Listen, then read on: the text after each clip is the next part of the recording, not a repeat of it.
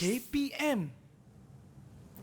Hai, Assalamualaikum. Salam sejahtera. Anda sedang menyaksikan Didik TV KPM hari ini bersama-sama dengan saya Ria selaku hos anda. Apa khabar pelajar-pelajar di rumah? Didoakan dalam keadaan sihat sejahtera hendaknya. Ingat, ke mana jua kita pergi, apa jua yang kita lakukan, teruslah jaga keselamatan diri dan juga kebersihan diri masing-masing. Okey? Dan hari ini kita nak teruskan lagi dengan slot sukses STPM 2021.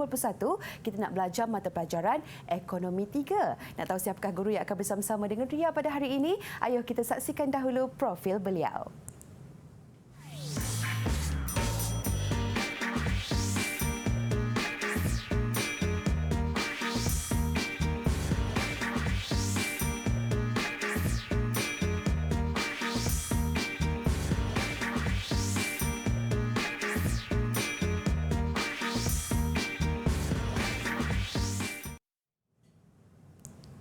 Baik, itulah dia kita dapat saksikan profil guru kita pada hari ini. Dengan itu saya Ria ingin mengalu-alukan sekali lagi kedatangan Cikgu Siti Hir. Assalamualaikum Cikgu, apa khabar? Waalaikumsalam. Alhamdulillah. Cikgu sihat. Nampak ceria betul hari ini Cikgu. Terima kasih. Dan saya pasti pelajar-pelajar di rumah juga sudah tidak sabar untuk kita mulakan sesi pembelajaran kita Cikgu untuk mata pelajaran Ekonomi 3. Silakan Cikgu. Terima kasih. Assalamualaikum warahmatullahi wabarakatuh. Kepada semua pelajar-pelajar calon STPM Ekonomi 3, cikgu harapkan semuanya telah bersedia. Anda akan bersama dengan saya pada kali ini bagi mata pelajaran Ekonomi 3. Saya percaya semua pelajar calon-calon STPM Ekonomi 3 telah bersedia dengan penuh semangat wajar. Okey.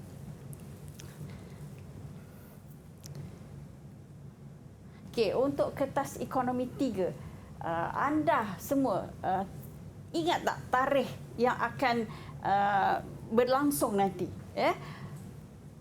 Masanya ialah pada hari Rabu, iaitu bersamaan dengan 25 Mei 2022 pada pukul 8 pagi. Semua calon-calon STPM Ekonomi 3 perlu ingat tarikh keramat ini, 25 Mei pada pukul 8 pagi. Right. Seterusnya, kita pergi kepada format kertas Ekonomi 3. Masa peperiksaannya ialah 1 jam.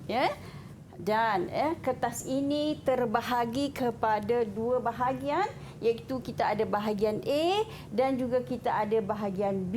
Di mana di bahagian A kita ada Ekonomi 3, iaitu esei ringkas, dan di bahagian B kita ada bahagian kuantitatif, iaitu bahagian pengiraan.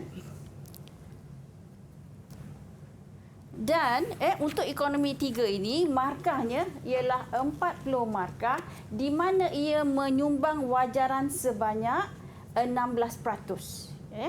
Nah, kita nampak wajarannya begitu kecil ataupun sedikit. Tetapi sebenarnya para pelajar boleh senang untuk mendapat markah kerana sekiranya pelajar-pelajar bersedia kerana kertas Ekonomi 3 ni ekonominya eseinya esei ringkas, senang untuk mendapat markah, dan ini boleh membantu anda dalam meningkatkan CGPA anda.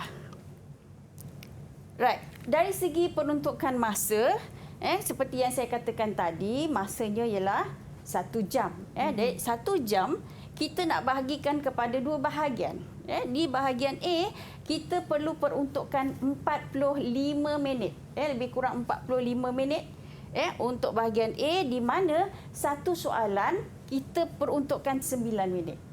9 minit, dan seterusnya di bahagian B kita peruntukkan 10 minit.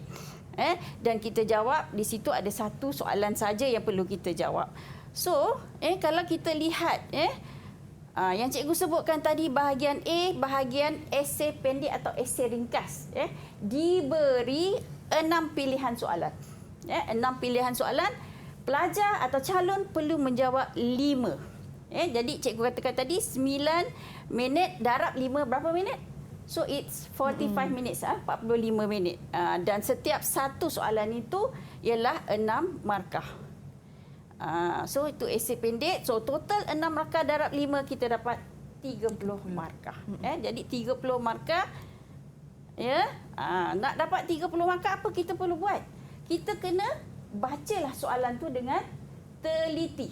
Nak memilih soalan, baca dulu dengan teliti dan pilihlah soalan yang kita rasakan boleh memberikan kita markah yang paling maksimum. So pilihan soalan adalah sangat penting. So tadi cikgu katakan tadi bahawa dalam kertas 3 markahnya ialah 40 markah.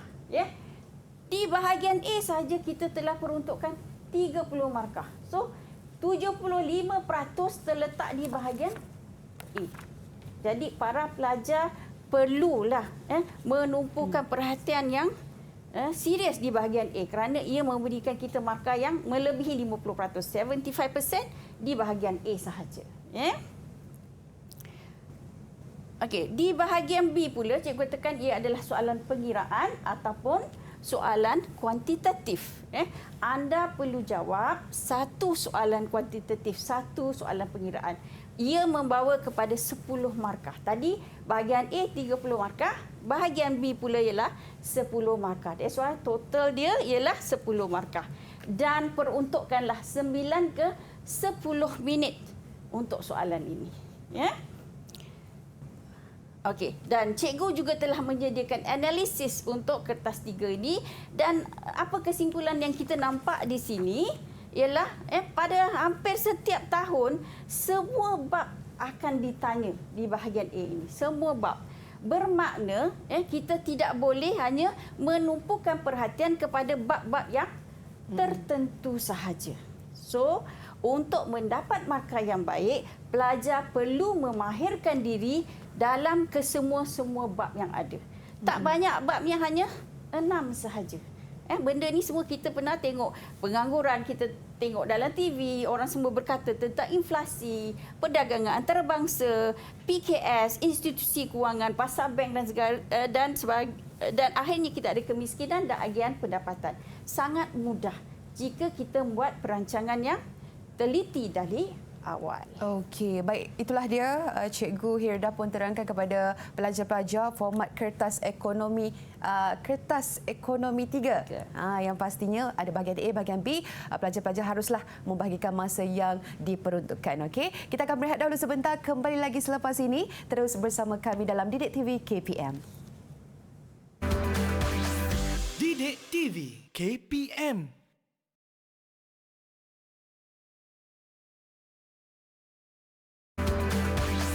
Didik TV KPM.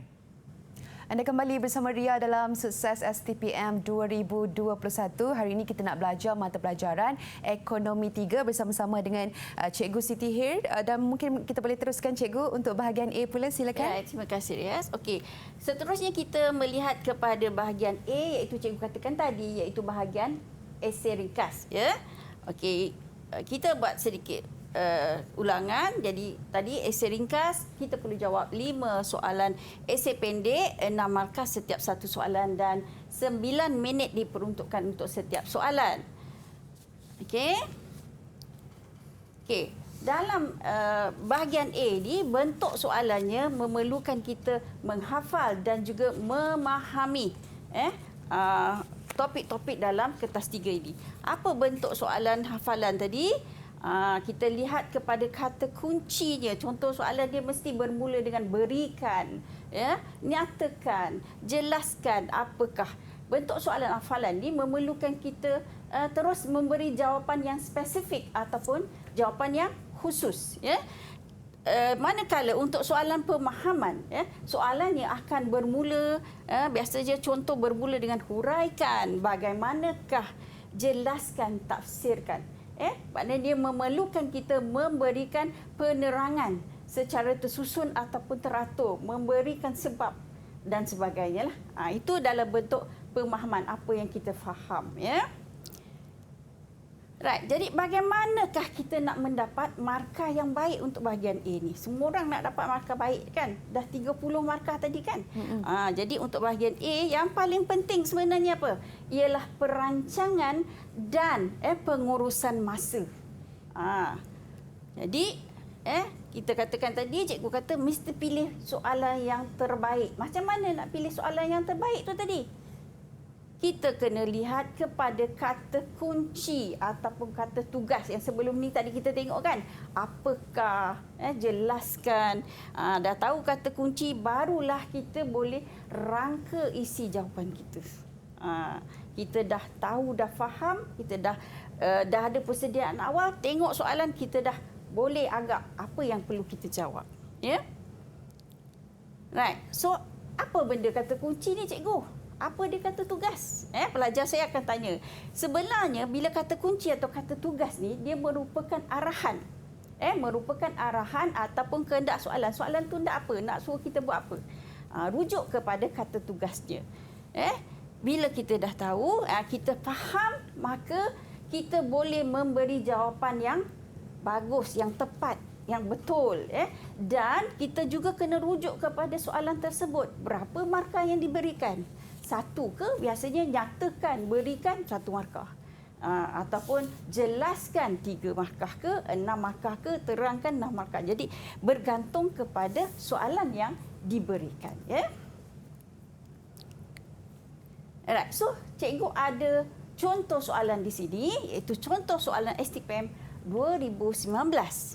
Soalannya berbunyi, dengan memberikan contoh, jelaskan bagaimana perkara yang berikut mempengaruhi perbezaan tingkat upah mengikut pekerjaan. So, perkara yang pertama ini ialah perbezaan jumlah jam bekerja. So, kita tengok dia minta apa?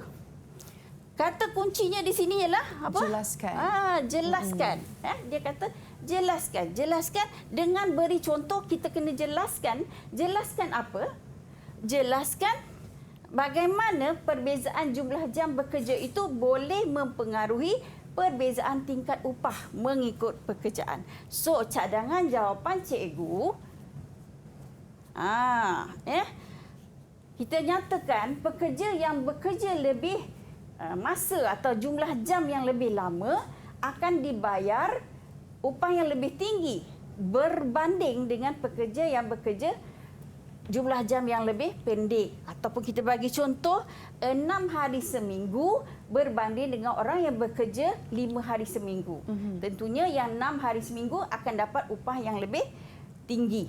Nah, untuk soalan seperti ini, sekiranya pelajar memberi contoh perbandingan pekerjaan. Misalnya, bandingkan antara guru dengan kerani. Jawapan ini tidak tepat. Bila kita membanding, kita kata contohnya pekerjaan guru dengan kerani. Tak semestinya guru itu bila kita nampak macam guru balik awal gajinya lebih rendah. No. Untuk perbezaan jumlah jam bekerja, kita dengan contoh yang kita beri itu jawapannya tidak tepat kerana perbezaan antara guru dan kerani itu adalah berdasarkan kepada kelulusan. Bukan jam bekerja. Ya? Okey. Seterusnya,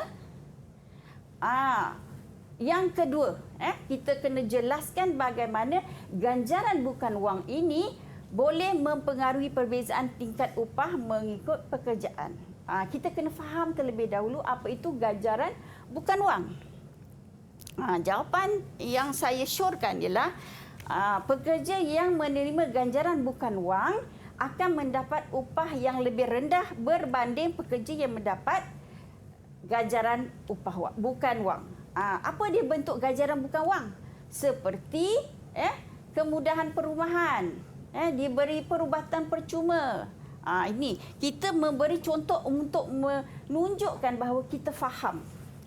Jadi bila ada dapat ganjaran bukan wang, maka pendapatan atau upah yang diterima adalah lebih rendah.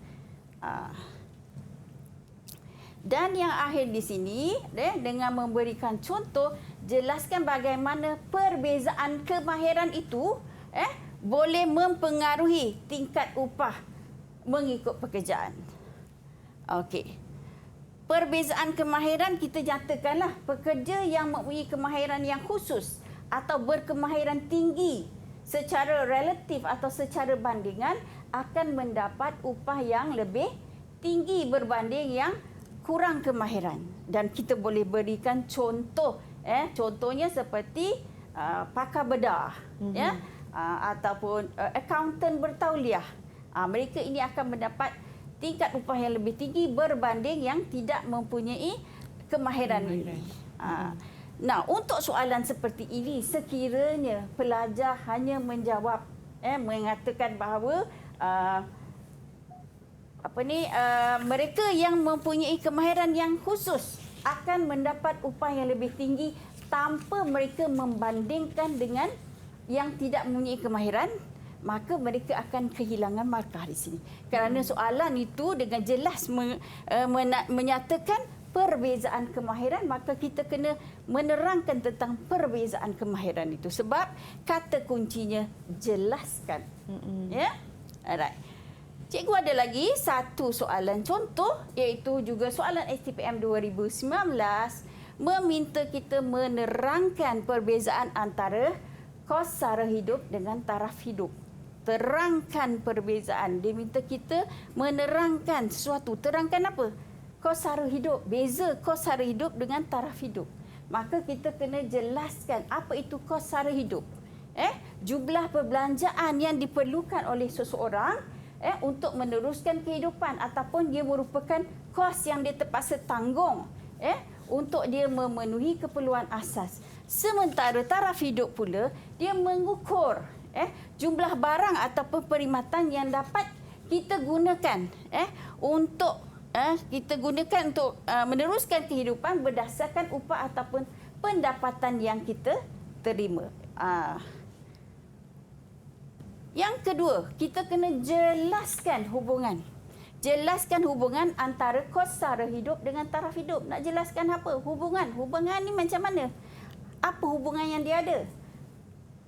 Okey, kita tahu dia. Hubungan tu kita kata dia berhubungan secara negatif atau secara songsang. Kita kena fahamkan, terangkan apa yang kita maksudkan dengan berhubungan songsang tadi.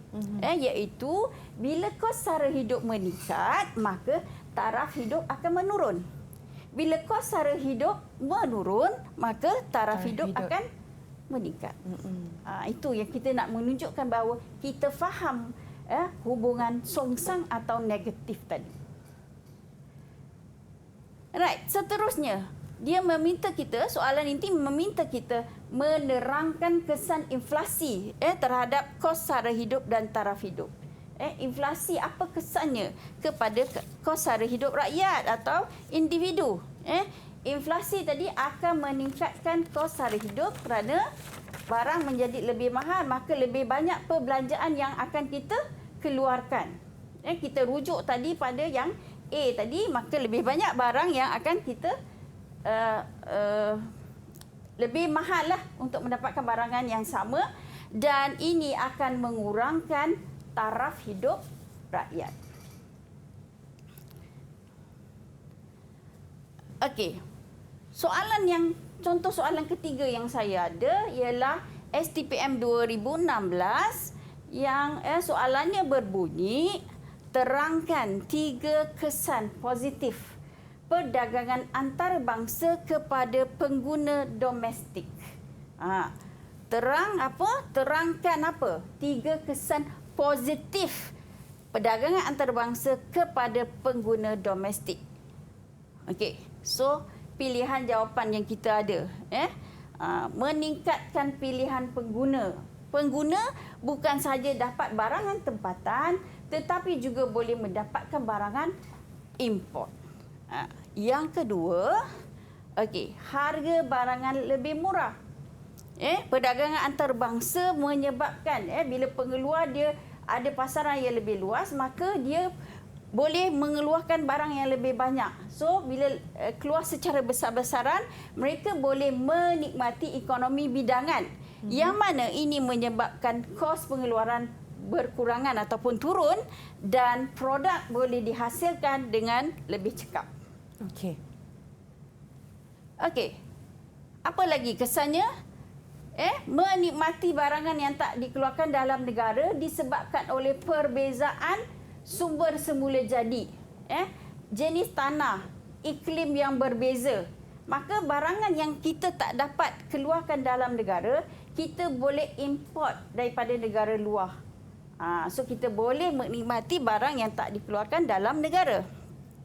Okey, dan akhirnya meningkatkan guna tenaga. Perdagangan antarabangsa boleh mencipta banyak peluang pekerjaan kepada masyarakat setempat. Bila kita keluar secara besar-besaran, kita memerlukan tenaga buruh yang lebih banyak. Okey. Right. Untuk soalan seperti ini, bila kita tengok soalan 3 kesan positif, boleh tak kita nyatakan bahawa kesan positifnya boleh keluar lebih banyak, keluaran lebih banyak. Adakah ia sesuai untuk menjawab soalan ini? Soalan ini dia merujukkan kepada apa? Pengguna domestik. Pengguna domestik ni. Pengguna domestik. So, apa kesan positif kepada pengguna domestik? Kalau kita sebut tentang faedah peluasan pasaran, adakah ia memberi kesan kepada pengguna domestik? Dia tak ada apa-apa. Itu adalah faedah kepada pengeluar. Betul. Jadi jawapan itu kita akan menyebabkan kita kehilangan markah. Jadi para pelajar kena alert kena alert bahawa perdagangan antarabangsa ini kesan positif yang diminta ialah kepada siapa? Kepada pengguna domestik. Alright. So jawablah kepada pengguna domestik. Jangan jawab secara umum kebaikan perdagangan antarabangsa. Kebanyakan calon dia suka buat kesilapan, tengok je, tidak baca soalan dengan teliti, terus menjawab. Okay. Alright. Yang akhir cikgu ada soalan yang terakhir, soalan STPM 2017 untuk bahagian A ni. Okey. Soalan ni kita nampak yang cikgu katakan tadi bahawa dia punya kata kunci. Nyatakan. Nyatakan tu ialah kita kata tugasnya dia minta kita terus nyatakan, iaitu dia meminta kita memberi jawapan yang spesifik, yang khusus. Nyatakan 2 jenis pinjaman yang ditawarkan oleh bank perdagangan. Dan yang kedua, soalan ini senaraikan. Senarai je. Senaraikan 2 agensi. Dia tak minta terangkan peranan 2 agensi ke. Dia kata senaraikan saja. Markahnya pun 2. Jadi ini adalah bentuk-bentuk soalan yang perlukan hafalan. Pelajar kena hafal apa benda dia agensi, apa dia agensi, apa dia jenis pinjaman. So, cadangan jawapan cikgu, okey, untuk 2 jenis pinjaman, ada banyak pinjaman cikgu beri, pilihlah 2 di sini. Sama ada kita kata pinjaman overdraft, pinjaman bercagar, atau pinjaman persendirian, pinjaman kad kredit, mendiskaunkan bil-bil pertukaran. Pelajar boleh beri banyak, pilih 2 sahaja. Cikgu, anda kata kalau pelajar memberikan lebih daripada 2 jawapan, adakah itu diterima? Okey, kalau dekat sini tak ada masalah. Okey. Di sini tak ada masalah. Kita boleh beri lebih daripada 2. Mungkin ada yang salah kan? Tapi mungkin ada yang pertama, yang kedua tu betul, kita akan terima. Okey. Cuma pelajar tidak digalakkan untuk menjawab soalan tadi. Kita kata di bahagian A, perlu pilih 5 soalan daripada 6. Okey. Tapi pelajar ni jawab 6 soalan. 6 soalan. Kenapa kita tak galakkan? Kerana bila jawab 6, maksudnya perancangan untuk menjawab soalan esei tadi dah ke laut. Kita dah tak mengikut masa tadi. Kan? Kita dah tak mengikut masa. Itu memanglah kata maknanya pelajar kalau dia nak jawab 6 soalan, sama ada dia tidak dapat jawab soalan yang lain tu dengan baik, atau dia terlalu pandai, semua soalan dia tahu. Antara 2 lah kan. Antara 2. So kita teruskan dekat sini, senaraikan 2 agensi. 2 agensi pemberi kredit. Apa agensi pemberi kredit? Kadang pelajar ni bila dia ingat pemberi kredit beri pinjaman, bank perdagangan. Tapi kita dah sebut sini agensi selain bank perdagangan. Selain bank perdagangan contohnya kita ada Maybank, CIMB. Tapi selain bank perdagangan, kalau pelajar belajar dan bersedia, dia tahu dah antaranya koperasi, pajak gadai, Amanah Ikhtiar Malaysia, syarikat kewangan, institusi gabungan, bank pembangunan, syarikat insurans. Ini bentuk ataupun agensi yang dia boleh beri. Cikgu bagi banyak, cuma pilihlah 2, senaraikan saja. Dua. Baiklah, Cikgu, Ria ada soalan Cikgu. Tadi kalau kita tengok untuk kesan positif perdagangan antarabangsa tu, boleh ke kalau pelajar-pelajar menyatakan faedah yang diperolehi? Contohnya kalau kita tengok perluasan pasaran ataupun hasil keluaran meningkat. Sebab itu pun kita boleh dikira sebagai kesan positif juga kan, Cikgu? Okey. Yang Cikgu katakan tadi, kesan positif kepada pengguna domestik. Sekali lagi Cikgu ingatkan, kalau kita sebut faedah tadi, perluasan pasaran, apa lagi satu tadi dia sebut? Hasil keluaran meningkat. Hasil keluaran meningkat. Adakah hasil keluaran meningkat itu memberi kesan yang baik kepada pengguna? Ataupun kepada pengeluar? Pengeluar saya rasa, Cikgu. Jadinya bukan kita kata kesan itu memang kesan positif, tetapi tidak menjurus kepada pengguna domestik. Okey. Kita ada lagi di sini tadi. So ada satu last soalan di sini. Mengapakah cagaran boleh menjadi satu masalah kepada peminjam untuk mendapatkan pinjaman? Tadi kita tengok salah satu contoh ialah pinjaman bercagar. Kan? So kenapa pula cagaran ni jadi masalah kepada peminjam? Pelajar kena faham. Kemungkinan kita nak buat pinjaman tapi tidak lulus kerana kita tidak boleh sediakan cagaran. Cagaran yang dikehendaki biasanya oleh institusi kewangan atau bank ialah aset tetap. Ataupun ada cagaran tetapi nilai cagaran yang disediakan adalah terlalu rendah daripada jumlah pinjaman yang dipohon. Inilah masalah yang sering dihadapi oleh peminjam. Ada aset tetapi asetnya rendah kerana kita nak buat pinjaman yang lebih tinggi. Saya harap saya telah pun menjelaskan bentuk-bentuk soalan ni berdasarkan kepada kata kunci dan ataupun kata tugas tadi. Okey, baiklah itu dia contoh soalan bahagian A untuk mata pelajaran Ekonomi 3. Yang penting cikgu saya rasa kita kena kenal pasti kata kunci supaya kita tidak tersilap dalam menjawab soalan. Kita kembali lagi selepas ini terus bersama kami dalam Didik TV KPM. Didik TV KPM.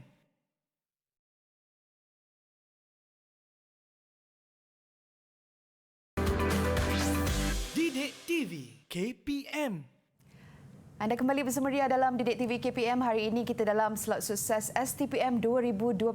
Kita nak belajar mata pelajaran Ekonomi 3. Dan Cikgu Hir, mungkin kita boleh teruskan dengan bahagian B. Silakan. Terima kasih. Alright, seterusnya kita tengok semula iaitu bahagian B ialah bahagian kuantitatif. Bahagian kuantitatif ataupun bahagian pengiraan. Okey, kita recap sedikit. Okey, di bahagian B ni anda perlu jawab satu soalan kuantitatif. Soalan diberi, dua soalan pilihan diberi, kita kena jawab satu soalan kuantitatif. Dan setiap satu soalan ia membawa kepada 10 markah. Dan peruntukkanlah 9 ke 10 minit untuk soalan kuantitatif ini. Alright, so bagaimanakah teknik kita nak jawab soalan kuantitatif ni? Bagaimana kita nak dapat markah yang baik untuk soalan pengiraan? Okey, yang pertama, bila kita nak menjawab, kita sentiasa mesti menunjukkan rumus ataupun formula. Itu sebabnya kalau kita tengok sebenarnya bila dia minta pengiraan, mesti tunjuk rumus ataupun formula. Maka kita kena hafal. Okey. Mesti nak tak nak pelajar kena hafal rumus ataupun formulanya. Right? Kemudian, tunjukkanlah cara pengiraan. Nak mengira misalnya kadar inflasi, maka tunjukkan cara pengiraan. Kenapa cikgu dah buat rumus nak tunjuk cara pengiraan? Baik, tunjuk pengiraan tak payah rumus. Okey. Kadang-kala kita ni manusia biasa, bila kita membuat pengiraan, ada kesilapan perpuluhan, nombor tersilap tulis, dah jawapan kat sini salah. Tetapi jika kita ada rumus, kemungkinan kita boleh mendapat markah. Dan setiap satu langkah pengiraan, langkah pertama mungkin salah, langkah kedua mungkin betul. Jadi tidak salah untuk kita tunjukkan cara pengiraan itu dari awal hingga ke akhir. Okey. Kemudian pastikan kita gunakan unit yang betul. Jika soalan minta kepada kita dalam peratus, kadar misalnya. Kadar ialah dalam peratus. Ringgit, kena tuliskan ringgit. Kalau dalam soalan kadar pertukaran asing diberi dalam pound sterling, kena jawapan dalam pound sterling. Tak boleh elak jawapannya ringgit, maka salah. So kena gunakan unit yang betul. Ya. Dan akhir sekali, biasanya kalau soalan pengiraan, soalan kuantitatif, kita mesti sentiasa menyemak pengiraan kita. Macam cikgu katakan tadi, tunjuk pengiraan silap. Jalan yang pertama dah silap, jadi kena semak. Inilah cara bagaimana kita nak mendapat markah yang maksimum untuk bahagian B. Alright, so cikgu ada soalan contoh di sini. Yang pertama ini ialah soalan STPM 2016, itu soalan nombor 7. Diberi jadual di mana ia menunjukkan hasil cukai, hasil bukan cukai pada tahun 2012 dan 2013. So, apa soalan dia minta di sini? Kita tengok pertama sekali kita nampak kata kunci dia. Nyatakan. Nyata je. Nyata apa? Bagi jawapan yang khusus, yang spesifik. Contoh cukai tak langsung. Tahu tak cukai tak langsung tu apa? Sebab itu kita kena hafal apa bentuk cukai langsung, apa bentuk cukai tak langsung. Kemudian soalan yang kedua itu hitung. Hitung jumlah hasil kerajaan. Kita kena tahu macam mana nak mengira jumlah hasil. Apa formula? Kena tahu, kena hafal. Kemudian hitung peratus sumbangan. Cukai langsung, sumbangan cukai tak langsung, sumbangan hasil bukan cukai kepada jumlah hasil kerajaan. Dan dia minta untuk tahun 2013. Jelas tengok 2013. Takut pelajar ada tahun 2012 dia bagi jawapan 2012. Tu kena tengok soalan. Kalau kita gopoh, kemungkinan kita buat silap. Kita mungkin gelak tapi bila tengok pelajar jawapan kadang-kala memang ramai yang silap. Dan daripada jawapan dalam C1 dia minta kita buat rumusan. Apa kita faham daripada jawapan kita itu? Rumuskan. So kita tengok cadangan jawapan cikgu. Yang pertama tadi apa tadi? Nyatakan dua contoh cukai tak langsung. Apa yang kita ada? Duty import kita ada, duty excise kita ada. Kita ada cukai jualan, cukai perkhidmatan dan GST juga boleh diambil kira di sini. Ini adalah bentuk cukai tak langsung. Jadi dia minta berapa? Tengok balik. Dua contoh. Nyatakan saja dua. Tak perlu hurai apa dia duty excise, apa itu GST, tak perlu. Nyata saja. Dah dapat dua markah. Senangnya. Dan yang kedua, minta kita menghitung, mengira jumlah hasil kerajaan. Hasil kerajaan datang dari mana? Hasil kerajaan datang dari mana? Daripada cukai langsung, cukai tak langsung dan juga hasil bukan cukai. Jadi, pengiraannya campurkanlah sahaja ketiga-tiga ini. Maka dapatlah kita. Saya rasa soalan saya itu 2012 dan 2013 kot. Silap tadi tu. Okey. So kita tengok kat sini jawapannya diberi untuk 2012. Kita campurkan cukai langsung 2012, cukai tak langsung dan hasil bukan cukai untuk 2012. Jawapan diberi ialah 207.91 juta. RM juta. Nampak tu? Okey. Kemudian 2013 pula kita kira jawapannya juga dalam RM juta.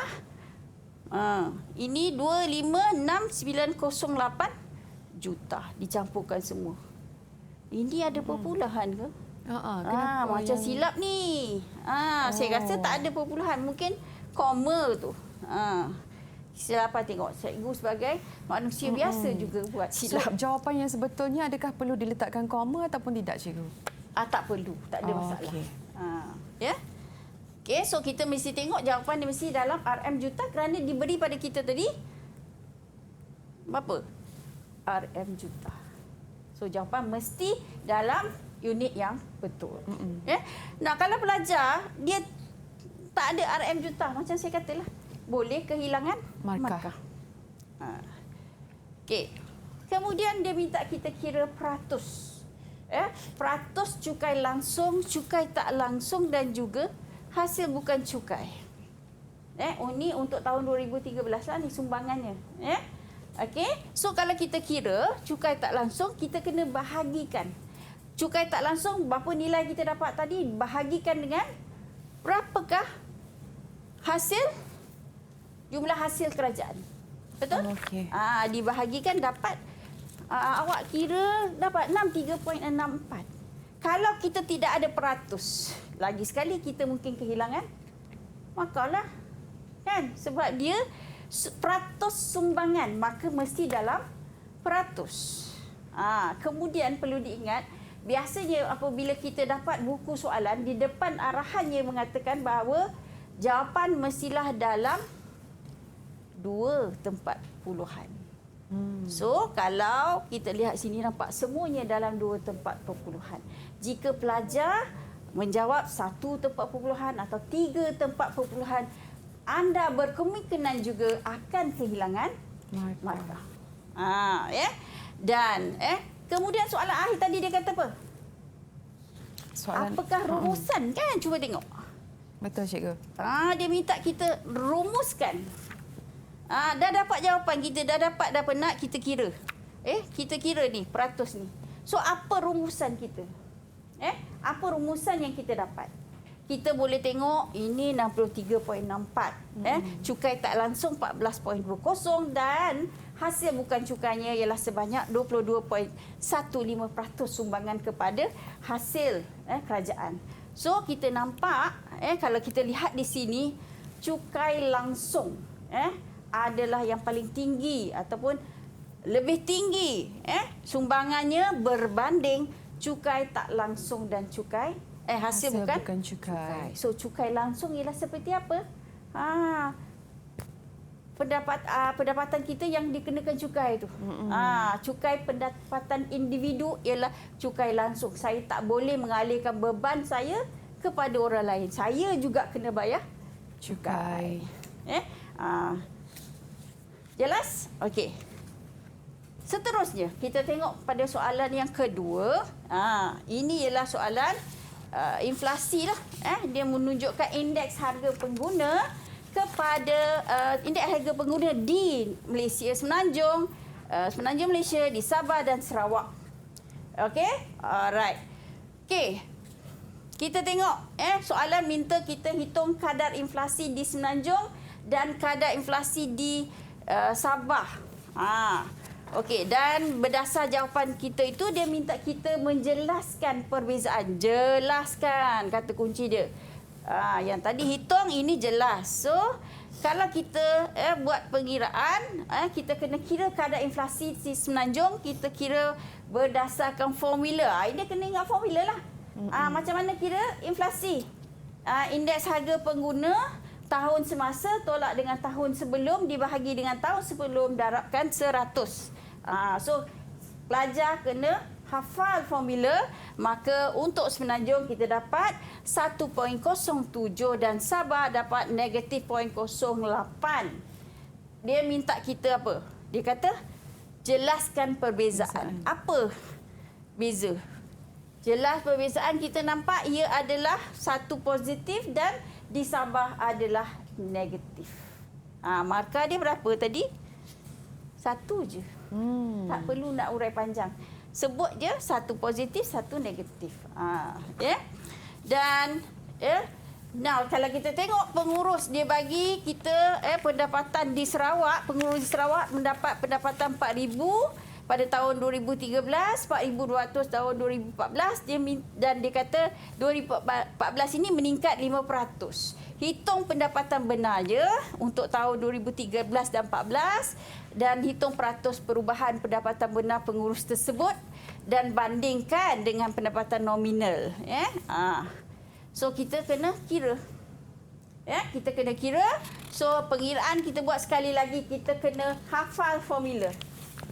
Hafal formula asas bagi semasa darabkan dengan KNK nominalnya. So kita dapat jawapan seperti itu dan kita perlu kira peratus perubahan pendapatan benarnya dapat 4.16 dan apa yang kita nampak peningkatan pendapatan benar ini adalah lebih kecil daripada pendapatan nominal banding tadi benar ni.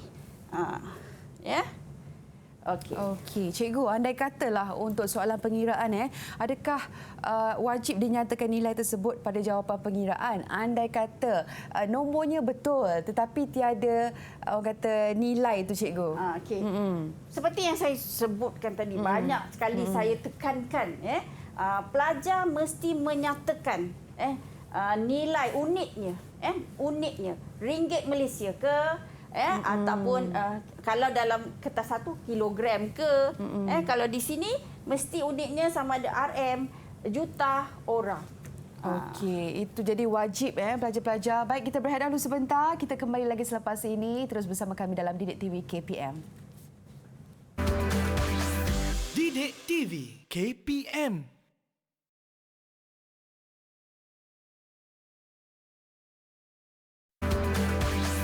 Didik TV KPM.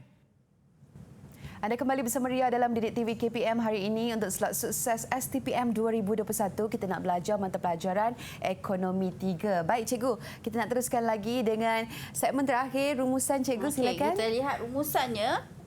So apa yang telah cikgu katakan, biasanya kita tengok pelajar akan buat kesilapan, kesalahan yang pertama, kita lihat mereka akan kata tidak cukup masa kerana apa tadi? Perancangan masa. Tak betul, maka tak cukup masa. 10 minit satu soalan, semuanya jadi 6 tapi biasanya terlebih tak cukup masa nak habiskan soalan. Yang kedua, buntu, separuh jalan tak boleh jawab esei kerana tiada rangka jawapan. Yang ketiga, tak boleh menghuraikan fakta, beri definisi kerana tidak menghafal, tidak memahami konsep yang dipelajari.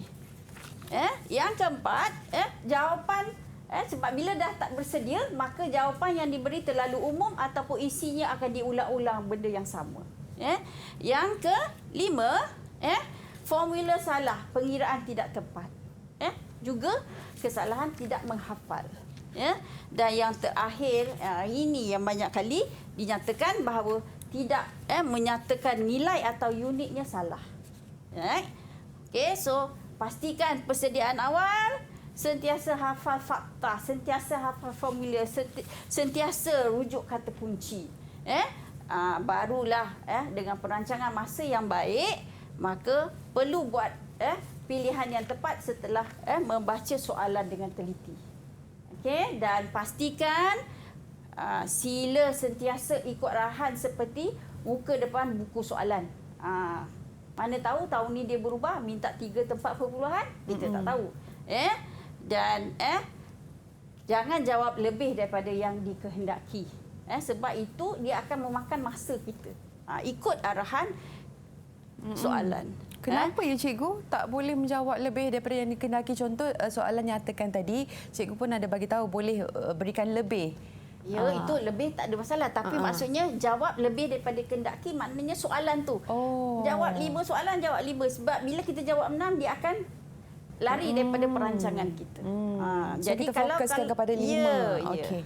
Okey, dan semak jawapan kita dan jangan terburu-buru. Alright. Dan okey, kita tengok bila kita terima soalan, baca soalan, pilih soalan, kemudian kita jawab sama ada kita nak jawab soalan esei atau kita nak buat soalan perkiraan. Kemudian tulis jawapannya, kemudian kita tengok adakah jawapan kita sudah lengkap.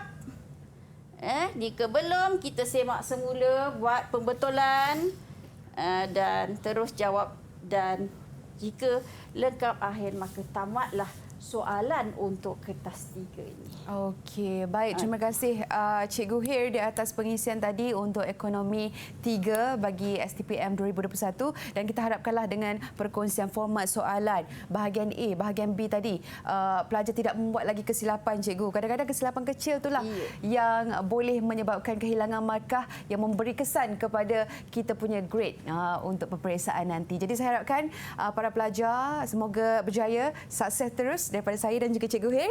Kita berjumpa lagi untuk episod akan datang. Terus bersama kami dalam Didik TV KPM. Assalamualaikum, bye-bye.